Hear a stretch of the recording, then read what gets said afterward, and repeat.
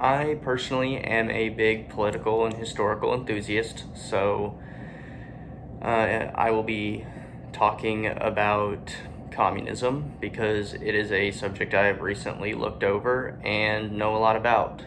So essentially, communism is a political ideology that was created by Karl Marx in effort to solve society's issues by boiling it down to class conflict between the upper class and the lower class, or the haves and the have-nots. And essentially, what Karl Marx observed in society was that the lower class in industrialism would go into these factories and produce goods by their labor, or their physical labor, and the upper class that ran these factories would take that and turn it in for capital gain, thereby exploiting the lower class.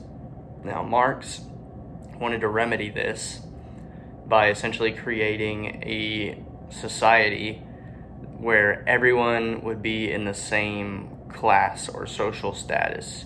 Everyone would gain a equal proportion of the goods produced in that society, and nobody officially owned anything.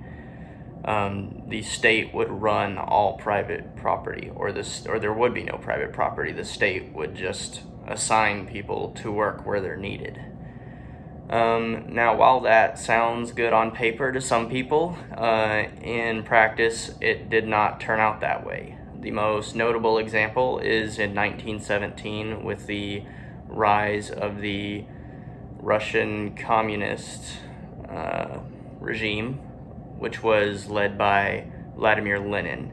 Now, essentially, under that communist regime, Lenin would require the farmers and the factory workers to basically give up their property to the state, say that Lenin owns all this because he is like the head of the political system there.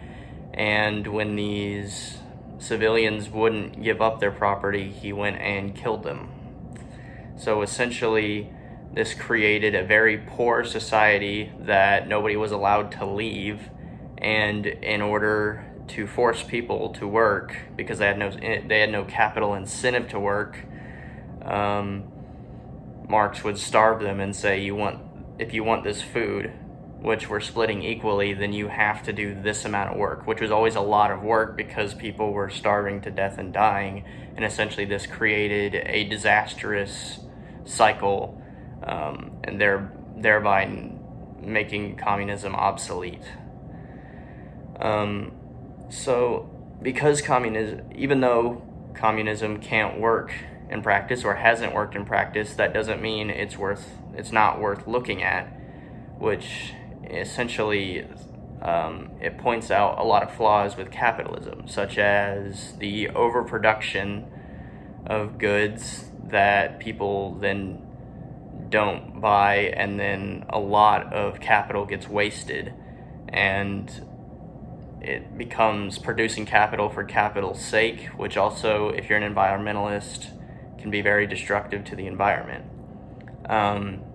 That being said, just because those are some problems with capitalism that communism points out, it does not thereby make communism better.